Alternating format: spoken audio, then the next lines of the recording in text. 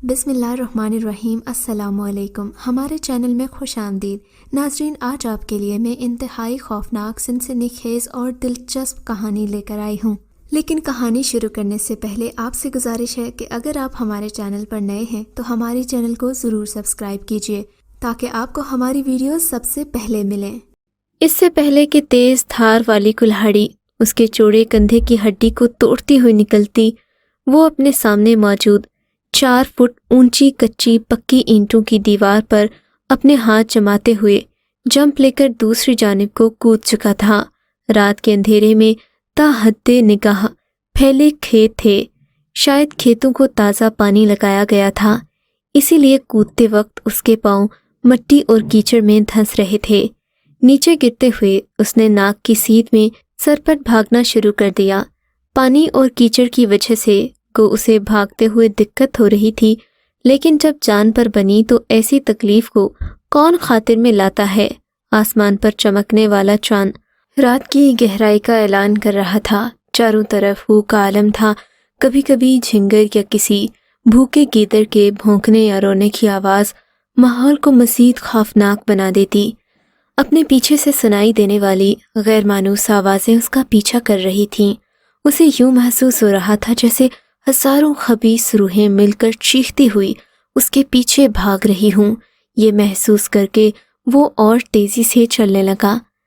اس نے میٹرک اچھے نمبروں سے پاس کر کے کالج میں داخلہ لیا۔ گو کہ اس کے والدین غریب تھے، مگر انہوں نے کبھی اس بات کا احساس نہیں ہونے دیا کہ اس کے اسکول کے خرچ میں اسے کسی قسم کی پریشانی لاحق ہے۔ جیسے تیسے کر کے اس نے میٹرک تک اپنے والد کو مایوس نہیں کیا اور پھر اچھے نمبروں سے پاس بھی ہوتا رہا۔ اسے اس بات کا شدت سے احساس تھا کہ اس کے والدین اسے شدید مشکل حالات میں پڑھا رہے ہیں، اس لیے وہ کوئی ایسا کام کرنے کا ارادہ رکھتا تھا جس سے اس کے پاس بے شمار دولت آ جائے، جس سے وہ اپنے والدین کو عیش و آرام کی زندگی دے سکے۔ لیکن ایسا صرف سوچا جا سکتا تھا، عملی طور پر ایسی کوئی صورت نظر نہ آ رہی تھی جسے اپنا کر وہ اپنے ارادے کی تکمیل کر سکے۔ انہی سوچوں کے ساتھ اس نے کالج میں داخلہ لے لیا، لیکن اب اس کی یہ خواہش شدت اختیار کر گئی تھی، کیونکہ کالج کی آزادانہ زندگی میں جب اس نے آنکھ کھولی تو ہر طرف ایسے نوجوان نظر آئے جو اپنے ماں باپ کی دولت پر عیش کر رہے تھے۔ صبح کے وقت کالج گاڑیوں کا شورم لگتا، وہ اپنی پرانی سائیکل پر روزانہ اسکول آتا تو اس کے دوست اور کالج کی دیگر لڑکیاں اسے دیکھ کر کہکہے لگاتے اور وہ خود کو چور محسوس کرتا، لیکن وہ سوائے صبر کے اور اپنی غربت پر کڑنے کے اور کر بھی کیا سکتا تھا۔ ایک دن چھٹی کے وقت وہ گھر واپس جا رہا تھا کہ اس نے بازار میں دیکھا لوگوں کا مجمع لگا تھا، سب لوگ ایک دائرہ بنا کر کھڑے تھے، اندر کی جانب کچھ دیکھ رہے تھے۔ اس نے تجسس کے ہاتھوں مجبور ہو کر سائیکل ایک جانب کھڑی کی اور لوگوں کی بھیڑ میں داخل ہو گیا۔ اندر کیا دیکھتا ہے کہ ایک بوڑھے آدمی نے ایک بچے کو زمین پر لٹایا ہوا ہے اور اس پر ایک سفید چادر ڈالی ہوئی ہے جس پر خون کے دھبے جگہ جگہ نمایاں تھے۔ وہ اپنے بائیں ہاتھ میں 2 عدد گردے تھامے ہوئے تھا جن سے گاڑھا گاڑھا خون ٹپک رہا تھا، اور اس کے دائیں ہاتھ میں ایک چھری تھی جو خون سے تربتر تھی۔ وہ چھری ہوا میں لہرا کر کہہ رہا تھا، میرے بھائیوں، میں نے اپنے بیٹے کو جادو کے زور سے بے ہوش کر کے اس کے جسم کے اعضاء آپ کے سامنے نکال لیے ہیں۔ اس طرح میں ایک ایک کر کے اس کی آنکھیں، پھر اس کے کان، پھر اس کے ناک، کلیجی، پھیپھڑے سب نکال نکال کر دکھاؤں گا۔ گو کہ یہ جادو ہے، مگر یہ میرا کمال ہے کہ میں کس صفائی سے یہ کام دکھا رہا ہوں۔ اگر کسی صاحب کو یہ کام سیکھنا ہو تو مجھ سے سیکھ سکتا ہے۔ یہ سن کر کمزور دل حضرات تو وہاں سے کھسک لیے، جن کا دل مضبوط تھا وہ کھڑے رہے، شاید کہ اب سارا تماشا دیکھ کر ہی جانا چاہتے تھے۔ باقی رہ جانے والے افراد کی طرف دیکھتے ہوئے وہ بوڑھا آدمی چھری لہراتا ہوا زمین پر لیٹے ہوئے بچے کی جانب بڑھا ہی تھا کہ وہاں پر موجود بڑی عمر کے لوگوں نے اسے ایسا کرنے سے منع کر دیا، مگر بوڑھا رک گیا اور کہنے لگا، ٹھیک ہے حضرات، میں اپنے پیٹ کی دوزخ بھرنے کے لیے ایسا ہی کرتا ہوں۔ اگر آپ نہیں چاہتے کہ آپ ایسا منظر دوبارہ دیکھیں تو برائے کرم میری کچھ امداد کیجیے تاکہ میں چلا جاؤں۔ یہ سن کر لوگوں نے اپنی اپنی جیبوں میں ہاتھ ڈال کر پیسے نکالے اور اس کی جانب پھینک دیے، جنہیں بوڑھے نے جلدی سے اکٹھا کر کے پوٹلی میں باندھ دیا۔ نسیم بھی اپنی سائیکل روک کر کھڑا ہو گیا۔ وہ لوگوں کے منتشر ہونے کا انتظار کر رہا تھا۔ جب لوگ ادھر ادھر ہو گئے تو ہمت کر کے اس نے بوڑھے کو مخاطب کیا، بابا جی، میرا نام نسیم ہے اور میں کالج میں پڑھتا ہوں، مجھے جادو سکھاؤ گے؟ بابا، جو اپنے بیٹے کو زمین سے اٹھا کر اپنا سامان باندھ رہا تھا، اس کی آواز سن کر رک گیا اور بغور دیکھتے ہوئے پوچھا، بیٹا، تم جادو سیکھ کر کیا کرو گے؟ ابھی تو تمہارے پڑھنے کے دن ہیں اور اس کام میں سوائے ضلالت اور بربادی کے اور کچھ نہیں رکھا۔ جاؤ، اپنے گھر جاؤ، تمہارے گھر والے تمہارا انتظار کر رہے ہوں گے۔ یہ کہہ کر بابا نے اپنا پرانا تھیلا اور اپنے بیٹے کے کاندھے پر دھرا اور اسے یوں ہی ہکا بکا چھوڑ کر آگے بڑھ گیا۔ لیکن نسیم دل ہی دل میں پختہ ارادہ کر چکا تھا کہ آج بابا سے جادو سیکھ کر ہی اپنے گھر لوٹے گا۔ بابا اور بچہ شہر سے باہر جانے والی کچی سڑک پر ہو لیے۔ نسیم سائیکل کو ہاتھ سے کھینچتے ہوئے ان کے تعاقب میں لگا رہا۔ شہر سے باہر نکلتے ہی کھیتوں کا سلسلہ شروع ہو گیا، اسی لیے اس کا چھپ کر پیچھا کرنا کارگر نہیں تھا۔ بابا نے اسے دیکھتے ہی ذرا غصے سے کہا، تم کیوں ہمارے پیچھے پڑ گئے ہو؟ بچہ، چلا جا اپنے گھر، ہم غریبوں کو تنگ نہ کر۔ مگر بابا جی، آپ نے تو خود ہی اعلان کیا تھا کہ جو کوئی آپ سے جادو سیکھنا چاہے وہ سیکھ سکتا ہے، نسیم نے اسے یاد دلایا۔ ہاں، میں نے کہا تھا، مگر میں بچوں کو جادو نہیں سکھاتا، میری نظر میں تو ابھی بچہ ہے۔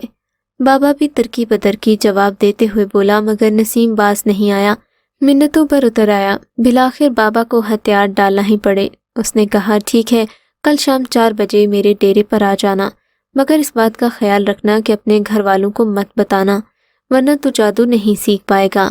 نسیم نے اس سے وعدہ کیا اور خوشی خوشی اپنے گھر کی راہ لی۔ پرسوں ٹھیک شام 4 بجے اس نے گھر سے کچھ نقدی وغیرہ لی اور سائیکل پر سوار گھر سے باہر جانے والے راستے پر چلا گیا۔ شہر سے باہر نکلتے ہی دور سے اسے بابا جی کی جھونپڑی نظر آ گئی۔ جلد ہی وہ جھونپڑی کے نزدیک پہنچ گیا۔ بابا بھی شاید اسی کا انتظار کر رہا تھا۔ اس کے وہاں پہنچتے ہی بابا نے اس سے فیس کی مد میں کچھ رقم لی اور اسے ساتھ لے کر جھونپڑی میں داخل ہو گیا۔ بابا کا بیٹا شاید کہیں گیا ہوا تھا، اس لیے جھونپڑی خالی تھی۔ اسے ایک طرف بیٹھنے کا کہہ کر بابا نے ایک پرانے صندوق سے ایک بوسیدہ کتاب نکالی جس کے اوراق حالات کی گردش سے سیاہ پڑ چکے تھے۔ اس کی جلد پر 2 پرانے ناگ پھن پھیلائے موجود تھے، جن کے سامنے ایک فاختہ پھڑپھڑا رہی تھی۔ اس کے منہ سے خون کی ایک پتلی سی دھار نکل کر نیچے گر رہی تھی۔ کتاب کا عجیب سا ٹائٹل تھا جو کہ سمجھ میں آنے والا نہیں تھا۔ اس نے ذرا بھی غور کرنا مناسب نہیں سمجھا اور تجسس بھرے انداز میں بابا جی کی طرف دیکھتا رہا، جو ابھی تک صفحے الٹ پلٹ کرنے میں لگا ہوا تھا۔ کافی دیر تک ورگردانی کرنے کے بعد بابا نے اپنا چہرہ اوپر اٹھایا۔ اف خدایا، یہ کیا؟ اس کی آنکھوں کی سیاہ پتلیاں غائب تھیں اور سفیدی عجیب سا منظر پیش کر رہی تھی۔ نسیم نے ڈر کر بھاگنے کی کوشش کی تو بابا نے گرج کر اسے دوبارہ بیٹھنے کا حکم دیا۔ وہ ڈر کر دوبارہ بیٹھ گیا، مگر اس کا جسم کانپ رہا تھا۔ کچھ دیر تک بابا اس کی جانب ٹکٹکی باندھے دیکھتا رہا، پھر اس نے آنکھیں جھپکیں تو دوبارہ اس کی آنکھوں میں سیاہ پتلیاں نمودار ہو گئیں۔ بابا اس کی جانب دیکھ کر مسکرانے لگا اور کہنے لگا، مبارک ہو، میں نے اپنے گرو سے اجازت لے لی ہے، وہ تمہیں اپنے چیلا بنانے پر راضی ہو گیا ہے۔ اب تم اس بات کو اچھی طرح ذہن نشین کر لو کہ تم نے جادو سیکھنے کا ارادہ کر لیا ہے اور تمہیں اپنے اعصاب کو مضبوط کرنا ہوگا۔ جادو سیکھنے کے دوران تمہیں عجیب و غریب مناظر دیکھنے کو ملیں گے جو تمہارے دل کو دہلا کر رکھ دیں گے، لیکن جادو کمزور دل والے حضرات کا کھیل نہیں ہے۔ تم اپنی جان بھی گنوا بیٹھتے ہو، مکمل طور پر پاگل بھی ہو سکتے ہو، اس لیے تمہیں پہلے بتایا جاتا ہے کہ تم ایسی کوئی حرکت نہ کرنا جس کا خمیازہ تمہیں بھگتنا پڑے۔ بابا نے اسے تنبیہ کرتے ہوئے کہا۔ نسیم غور سے اس کی باتیں سن رہا تھا اور اس بات میں سر ہلا رہا تھا۔ اس نے بابا سے پکا وعدہ کیا کہ جیسا وہ کہے گا نسیم ویسا ہی کرے گا۔ بابا نے اسے شاباش دی اور کہا کہ جب گھر والے سو جائیں تو چھت پر جا کر اس کتاب کو مسلسل 400 دفعے پڑھنا، اس دوران اگر ڈر لگے تو یا گرو پکارنا۔ بابا نے اسے ایک چٹ تھماتے ہوئے کہا۔ اس نے گھر جانے کی اجازت چاہی تو بابا نے کہا کہ وہ کل لازمی آ کر اپنے سبق کی رپورٹ دے۔ ایک چھوٹا سا کمرہ تھا جس کے وسط میں آگ جل رہی تھی، اس پر ایک ننگ دھڑنگ صرف لنگوٹ باندھے شخص گردن جھکائے بیٹھا تھا۔ اس کے سر کے بال سفید تھے اور گردن اور جسم پر جھریاں نمایاں تھیں۔ وہ یوں سر جھکائے بیٹھا تھا جیسے صرف اسی مقصد کے لیے پیدا ہوا ہو۔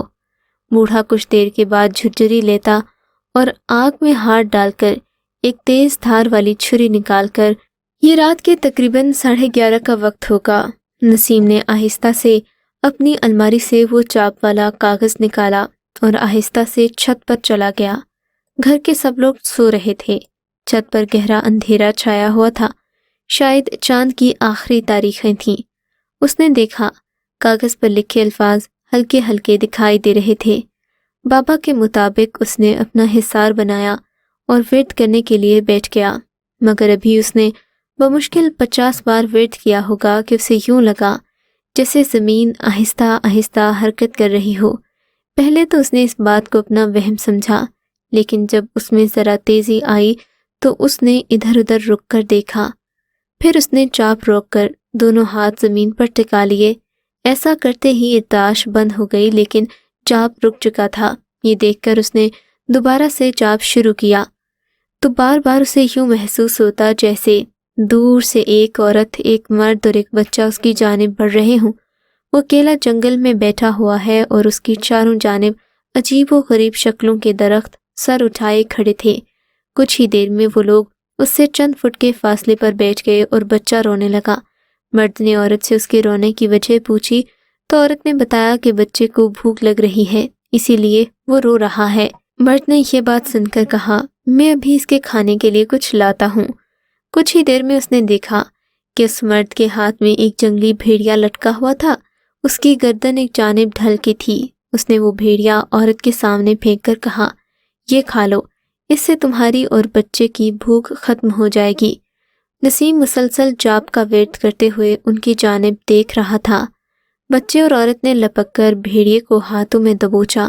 کچھ ہی دیر میں وہاں ہڈیوں کا ڈھیر پڑا ہوا تھا۔ عورت نے بھیڑیے کو کھا کر کہا کہ مجھے اور بھوک لگی ہے۔ اس کی لمبی زبان اس کے ہونٹوں پر لگا خون چاٹ رہی تھی۔ یہ سن کر مرد نے نسیم کی طرف اشارہ کرتے ہوئے کہا، میرے خیال میں کوئی بدنصیب بیٹھا ہوا ہے، میں اسے پکڑ کر لاتا ہوں، تم اسے کھا کر اپنی بھوک مٹا لینا۔ یہ کہہ کر وہ اس کی جانب جیسے ہی بڑھا، نسیم چاپ ادھورا چھوڑ کر تیزی سے اٹھ بھاگا۔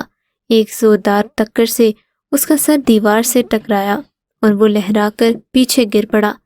اس کے حصار سے نکلتے ہی وہ منظر غائب ہو گیا۔ وہ چھت کی دیوار سے ٹکرا کر بے ہوش ہو گیا۔ نہ جانے کب تک وہ اسی حالت میں پڑا رہا۔ اگر بابا بروقت پہنچ کر اسے ہوش میں نہ لاتا۔ اس نے ساری حقیقت بابا کو بتائی تو بابا نے کہا، میں نے تو تمہیں پہلے ہی بتایا تھا کہ تمہیں ایسے واقعات کا سامنا کرنا پڑے گا، اس لیے دوبارہ کہہ رہا ہوں کہ جیسے بھی حالات ہوں تم حصار سے باہر مت نکلنا، ورنہ تمہاری جان جا سکتی ہے۔ بابا نے اسے آرام کرنے کا کہا اور خود اسے کہہ کر چلا گیا کہ تھوڑی دیر کے بعد آ جاؤں گا۔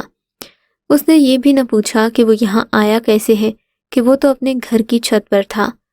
کھتر پالے کالے علم کا ایک ایسا وار ہے جسے خود کالے علم کے ماہر بھی کم سوچ سمجھ کر استعمال کرتے ہیں۔ اس کے جاپ کے ذریعے بڑے بڑے کام کیے جاتے ہیں۔ کہا جاتا ہے کہ اگر اس کا کرنے والا ہلکی سی غلطی کر لے تو اسی وقت اس کا جسم گلنا شروع ہو جاتا ہے۔ جب تک اس کے دفاع میں کوئی اور عمل نہ کیا جائے اس کا شکار ہونے والا ختم ہو کر رہ جاتا ہے۔ اس کے کرنے کا وقت اور حالات دونوں متعین ہیں۔ گرو ہرمن نے آخر اس جاپ کو کرنے کا فیصلہ کر لیا تھا۔ اس کے خاص چیلے نے رات کی رپورٹ اس کو تفصیل سے بتا دی، جسے سن کر ہرمن دل ہی دل میں خوش ہو گیا کہ اس کا انتخاب ضرور اس کے لیے فائدہ مند ثابت ہوگا، کیونکہ جاپ کے شروع میں ہی لوٹا چماری اور کالا کوا کا نظر آ جانا اس بات کی نشاندہی تھی کہ اس جاپ کے کرنے سے شیطان خوفزدہ ہے۔ اس جاپ کو کرنے سے گرو ہرمن کو ایسی شکتی حاصل ہو جاتی جس سے وہ اپنے مزید جاپ آسانی سے مکمل کروا سکتا۔ کھیتر پال کے لیے 3 روز تک مسلسل ایک اندھیری غبا میں ایک ٹانگ پر کھڑے ہو کر وقفے وقفے سے نوزائیدہ بچوں کے سروں کا بھیجا کچا کھانا تھا۔ اس عمل کے لیے اس نے 7 گھروں کا انتخاب پہلے ہی کر لیا تھا جہاں کچھ ہی دنوں میں بچوں کی ولادت متوقع تھی۔ اس مقصد کی تکمیل کے لیے اس نے لجپال کو تفصیل سے سمجھا دیا۔ لجپال نے اسے اپنی کامیابی کا یقین دلایا۔ کچھ ہی دن میں گرو ہرمن جاپ کو کرنے والا تھا۔ وہ بڑی بےتابی سے بچوں کی پیدائش کا انتظار کر رہا تھا۔ اس کا بس نہیں چل رہا تھا کہ جا کر ان بچوں کی ماؤں کے پیٹ سے بچوں کو نکال لے اور ان کے سروں کو ان کے دھڑ سے علیحدہ کر کے ان کا بھیجا کچا چبا جائے، لیکن اس کے لیے اسے انتظار کرنا تھا اور یہ وہ کسی بھی صورت نہیں کر سکتا تھا۔ دوسرے روز نسیم کالج سے ذرا دیر سے نکلا، سیدھا بابا کی جھونپڑی میں پہنچ گیا۔ بابا کچھ گڑیوں میں سوئیاں چبھو رہا تھا جسے اس نے آج رات کو ایک پرانی قبر میں دفن کرنا تھا تاکہ اسے مزید شکتیاں حاصل ہوں۔ بابا نے 3 گڑیاں اس کو دیں اور ساتھ ہی کہا کہ قبر پر بیٹھ کر 25 بار ہر بھنگ آکھیا دہرانا ہے۔ خبردار ادھر ادھر دیکھنے کی کوشش نہ کرنا ورنہ پتھر کے بن جاؤ گے اور میں تمہاری مدد نہ کر سکوں گا۔ نسیم نے گڑیا قمیص کی سائیڈ والی جیب میں ڈالی اور گھر کی راہ لی۔ یہ رات کے تقریباً 12 بجے کا وقت ہوگا۔ رات بہت کھلی کھلی لگ رہی تھی۔ گھر کے سبھی لوگ سو چکے تھے۔ بیرونی دروازے کو تالا لگا کر وہ گھر سے باہر نکل آیا۔ اسے خوشی تھی کہ وہ یہ جو کام کرنے جا رہا ہے اس کے بعد اسے کسی قسم کی تکلیف نہ ہوگی۔ اپنے والدین کے لیے وہ بہت ساری دولت اکٹھی کر لے گا۔ یہ سوچتے ہوئے وہ قبرستان کے دروازے پر پہنچ کر رک گیا۔ آس پاس جھاڑ جھنکار لگا ہوا تھا جس سے جھینگروں کا شور صاف سنائی دے رہا تھا۔ اس نے ادھر ادھر کوئی پرانی قبر تلاش کرنا چاہی جہاں پر وہ گڑیوں کو دبا سکے۔ ابھی وہ اسی تلاش میں تھا کہ اس کو سامنے کوئی عورت بین کرتی دکھائی دی۔ عورت کے بال کھلے ہوئے تھے اور عورت کی پشت اس کی جانب تھی تو وہ پہچان نہیں سکا۔ آہستہ سے قدم اٹھاتا اس کے قریب پہنچ گیا اور بولا، محترمہ آپ کیوں رو رہی ہیں؟ بولی، میرا شوہر مر گیا ہے۔ اگر وہ اس وقت یہاں موجود ہوتے تو ہم اکٹھے ہی تمہاری ہڈیوں کو چباتے اور تمہارا خون پیتے۔ یہ کہہ کر اس نے اپنی گردن پیچھے کی جانب موڑ لی۔ اس کا بھکیا درد سامنے ہی رہا۔ نسیم نے اس کے چہرے پر نظر ڈالی تو اس کی آنکھیں پتلیوں سے غائب تھیں اور ایسا لگ رہا تھا جیسے وہ دنیا کی سب سے خوفناک مخلوق ہو۔ یہ دیکھ کر نسیم کے تو ہوش اڑ گئے۔ نسیم کو لگا جیسے زمین نے اس کے قدم جکڑ لیے ہوں۔ اس نے تیزی سے بھاگنا چاہا لیکن ناکام رہا۔ اس سے پہلے کہ وہ بلا اس کی گردن دبوچتی وہ ہلکا سا جھپکا۔ تبھی اس نے دیکھا کہ بابا جی نے ایک ڈنڈا عورت کے سر پر مارا ہے۔ بابا نے اسے ہوش میں آنے کا حوصلہ دیا اور اپنا کام ختم کر کے اپنے پاس آنے کا کہا۔ بابا کی بات سن کر اسے کافی حوصلہ ہوا تھا۔ اپنا کام ختم کرنے کا کہہ کر وہ غائب ہو گیا۔ بابا کے بروقت پہنچنے پر اس کی جان بچ گئی تھی۔ اسے خاصی تقویت ملی کہ بابا اسے کبھی اکیلا نہیں چھوڑے گا۔ اب وہ بے فکر ہو کر قبرستان گھومنے لگا۔ جلد ہی اسے بوسیدہ اور پھٹی پرانی قبریں نظر آ گئیں۔ اس نے جیب میں ہاتھ ڈال کر گڑیاں نکالیں اور ایک ہاتھ میں ذرا سا گڑھا کھود کر انہیں اس میں دفنا کر مٹی ڈال دی۔ پھر اس پر بیٹھ کر بابا کا بتایا ہوا جاپ پڑھنے لگا۔ اس سارے عمل میں اسے 15 منٹ لگے۔ کام ختم کر کے وہ سیدھا گھر پہنچا۔ گھر کے افراد چونکہ سوئے ہوئے تھے۔ اس نے ہاتھ منہ دھویا، سیدھا بستر کی جانب بڑھ گیا۔ لیٹتے ہی اس کی آنکھ لگ گئی۔ ایک انتہائی تاریک غار میں ہرمن ایک ٹانگ پر کھڑا تھا۔ اس کے داہنے ہاتھ میں تشت تھا جس میں 7 نوزائیدہ بچوں کے سر رکھے تھے۔ سروں سے نکلنے والے خون سے تشت لبالب بھرا ہوا تھا۔ گرو کے منہ سے عجیب و غریب الفاظ نکل رہے تھے۔ وہ وقفے وقفے سے ایک ایک سر کو اپنے دانتوں سے بھنبوڑتا، اس میں سے نکلنے والے بھیجے کو یوں کھاتا جیسے یہ اس کی مرغوب غذا ہو۔ اس نے بچوں کی پیدائش کے فوراً بعد جاپ کے بال شروع کر دیا۔ آج اسے دوسرا روز تھا اور کل اسے ایک ایسی شکتی حاصل ہونے والی تھی جسے پا کر وہ اپنے مقصد میں کامیاب ہو سکے گا۔ غار میں ہلکا اندھیرا پھیلا ہوا تھا۔ غور سے دیکھنے پر ہی غار کے اندر کا منظر نظر آتا۔ غار میں اس قدر خاموشی کہ سوائے گرو کے نامانوس الفاظ کی بھنبھناہٹ کے اور کچھ سنائی نہ دیتا تھا۔ غار اندر سے کافی کشادہ تھا۔ اس میں مزید غاروں کا لامتناہی سلسلہ پھیلا ہوا تھا۔ ابھی اسے کھڑے ہوئے تشت میں بھرے خون سے غسل بھی کرنا تھا، جس کے بعد اس کا جاپ پورا ہو جاتا۔ غار کی خاموشی میں ایک چماکا سا ہوا۔ زمین سے ایک پتلا برآمد ہوا جس کے جسم میں سویاں چبھی تھیں۔ پتلے کے ہونٹ ہلے اور ایک باریک سی آواز سنائی دی۔ گرو ہرمن، مہا گرو نے پوچھا ہے کہ تمہارا نیا چیلا کہاں ہے؟ ابھی تک اپنے مقصد میں کامیاب ہوا ہے کہ نہیں؟ کیونکہ لوٹا چماری اور کالا کوا مسلسل اس کے تعاقب میں ہیں، بیس بدل بدل کر۔ اگر وہ اپنے مقصد میں کامیاب نہ ہوئے، یاد رکھو، اگر تم نے مہا گرو سے پوچھا ہوا جاپ ادھورا چھوڑا تو تم ہمیشہ کے لیے ختم ہو جاؤ گے۔ پتلے نے اسے تنبیہ کرتے ہوئے کہا۔ گرو ہرمن پتلے کو بولتا دیکھ کر چونک گیا اور کہنے لگا، مہا گرو سے کہہ دو کہ نئے چیلے نے کام شروع کر دیا ہے، کچھ ہی دنوں میں انہیں خوشخبری مل جائے گی۔ یہ سنتے ہی پتلا غائب ہو گیا۔ گرو ہرمن نے دوبارہ سے اپنا جاپ شروع کر دیا اور بے چینی سے کل کا انتظار کرنے لگا۔ لجپال نے ہاتھ میں پکڑی بوسیدہ کتاب کا ورق پلٹا، اس میں سے ایک جاپ کے الفاظ یاد کر کے سامنے بیٹھے نسیم پر پڑھ کر پھونک دیے۔ نسیم کو یوں محسوس ہوا جیسے وہ ہوا میں اڑتا جا رہا ہو اور تیز ہوا اس کے کپڑوں کو اس کے جسم سے علیحدہ کرنے کی ناکام کوشش کر رہی ہو۔ ایسا صرف چند سیکنڈز کے لیے ہی محسوس ہوا۔ لجپال نے ایک صندوق میں سے لمبا چھرا نکال کر اس کی طرف لہرایا اور کہنے لگا، آج رات تم نے اس کی مدد سے ایک بچے کو ذبح کر کے اس کا سر لے کر گرو ہرمن، جو کہ اب تمہارے گرو ہیں، کے پاس جانا ہوگا۔ انہیں اندھیری غار میں ایک شکتی حاصل ہوگی جس سے تم فائدہ اٹھاؤ گے۔ یہ گرو کا حکم ہے۔ خبردار، اگر تم نے انکار کیا تو اسی چھرے سے تمہارا سر دھڑ سے الگ کر دیا جائے گا۔ نسیم کو کچھ سمجھ نہیں آ رہا تھا، کیونکہ وہ تو جادو سیکھنے کے شوق میں بابا کے پاس آیا تھا۔ اس نے تو اسے قتل و غارت پر لگا دیا تھا۔ اس نے انکار کرنا چاہا، مگر اسے یوں محسوس ہوا جیسے الفاظ اس کے منہ میں ہی رہ گئے ہوں۔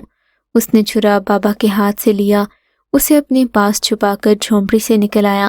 واپسی پر بابا نے اسے غار کا پتہ تفصیل سے سمجھا دیا۔ رات کی تقریباً 10 بجے کا وقت ہوگا جب نسیم ہاتھ میں ایک تھیلا اٹھائے ہوئے تھا۔ تھیلے کا رنگ سیاہ تھا، اس میں سے خون رس رہا تھا۔ نسیم نے موقع دیکھ کر یہ وار نہ جانے کیسے کیا تھا۔ آسمان پر ستارے چمک رہے تھے، جنگلی جھینگروں نے اودھم مچا رکھا تھا۔ سیاہ رنگ کا پہاڑ مغار میں اندھیرے میں یوں دکھائی دے رہا تھا جیسے کوئی دیو منہ پھاڑے کھڑا ہو۔ اس کے دہنے میں جھولنے والے تھیلے میں ایک ٹارچ بھی موجود تھی۔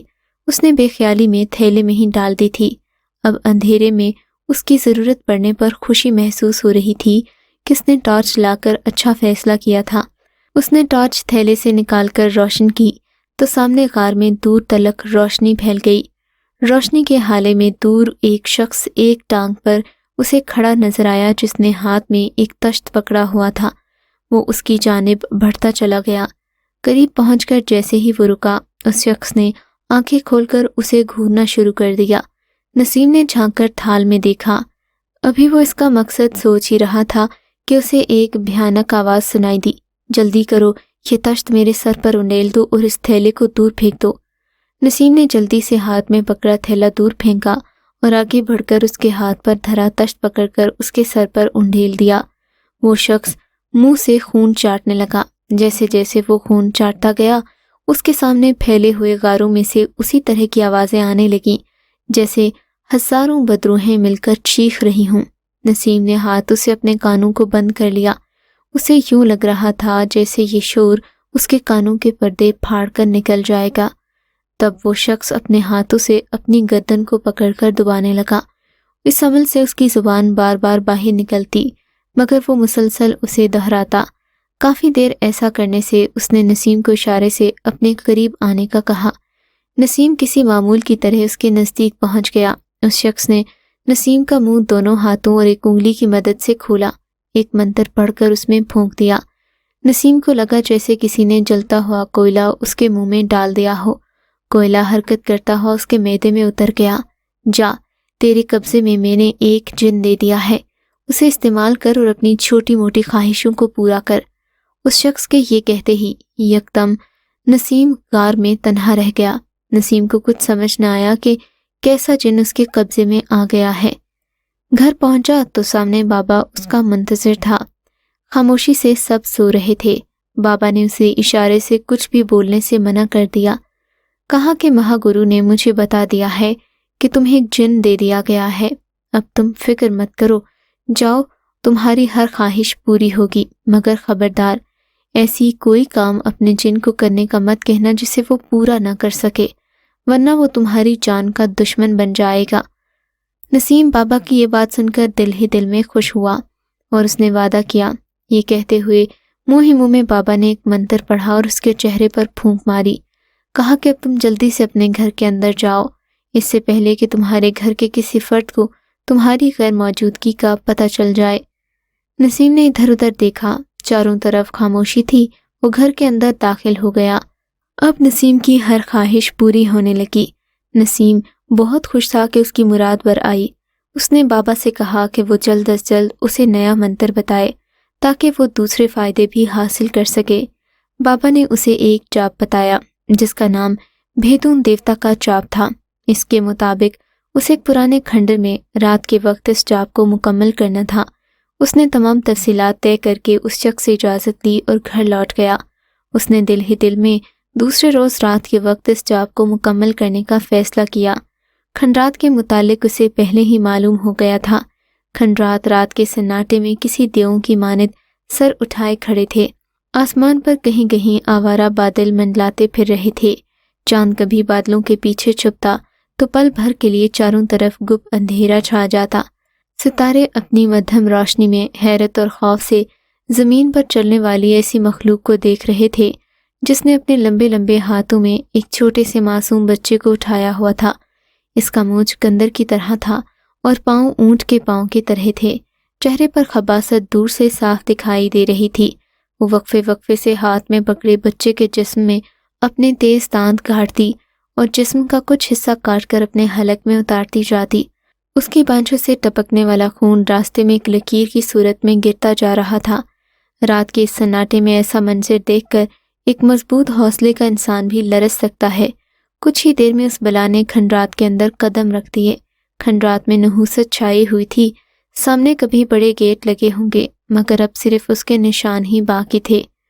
کتوں کی زبانیں منہ سے باہر لٹک رہی تھیں جو ایک ایک سائڈ پر کھڑے تھے۔ اس عجیب و غریب مخلوق نے جیسے ہی کھنڈرات کے اندر قدم رکھے یوں محسوس ہوا جیسے آس پاس کوئی انسان سانسیں لے رہا ہو۔ کھنڈرات میں کمروں در کمروں کا سلسلہ پھیلا ہوا تھا۔ لگتا تھا جیسے کسی صدی میں یہ کھنڈرات شاہی محل کا درجہ رکھتے ہوں گے۔ لمحہ بلمحہ بو تیز ہوتی جا رہی تھی اور کچھ ہی دیر میں وہ سامنے کے ایک بڑے کمرے کے دروازے پر پہنچ کر رک گئی۔ رات کا وقت ہوتے ہی نسیم نے گھر کے افراد کے سوتے ہی باہر کی راہ لی۔ سامنے چٹیل میدان تھا۔ آسمان پر کہیں کہیں آوارہ بادلوں کے ٹکڑے اڑتے پھر رہے تھے۔ نسیم نے منہ ہی منہ میں ایک منتر پڑھ کر پھونکا اور پھر دیکھا تو وہ چند لمحوں کے بعد تاریک کھنڈرات کے سامنے کھڑا تھا۔ یہاں تو کسی کی آواز نہ آ رہی تھی۔ لگ رہا تھا جیسے کرۂ ارض پر کوئی جاندار زندہ نہ بچا ہو۔ نسیم ایک لمحے کے لیے گھبرایا مگر یہ سوچ کر بہت ساری دولت حاصل کرنے کے لیے اسے ہمت کرنا پڑے گی، اس نے اندر کی طرف قدم بڑھا دیے۔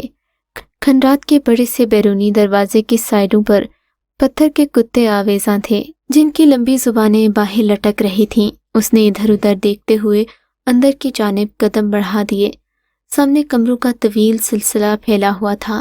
اس نے چاند کی روشنی میں بڑے سے کمرے میں ایک جگہ صاف کی اور آلتی پالتی مار کر بیٹھ گیا۔ چاند کی روشنی بآسانی وہاں پہنچ رہی تھی۔ یہ جاپ کرنے کے لیے اسے 15 منٹ تک اپنی آنکھیں بند رکھنا تھیں۔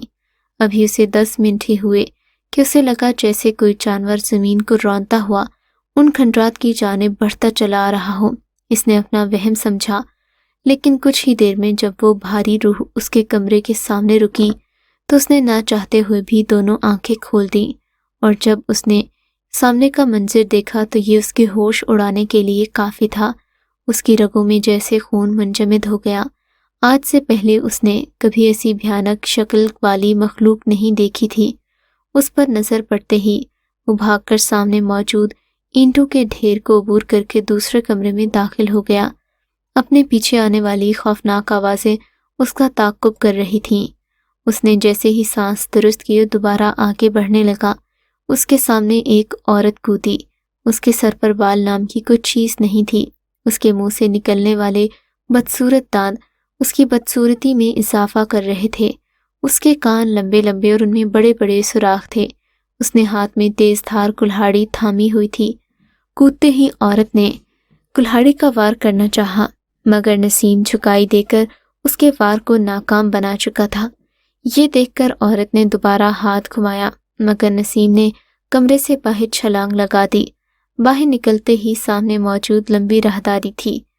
وہ عورت مسلسل ہاتھ میں کلہاڑی لہراتی اس کے تعاقب میں تھی۔ نسیم اندھا دھند بھاگتا ہوا راہداری پار کر گیا۔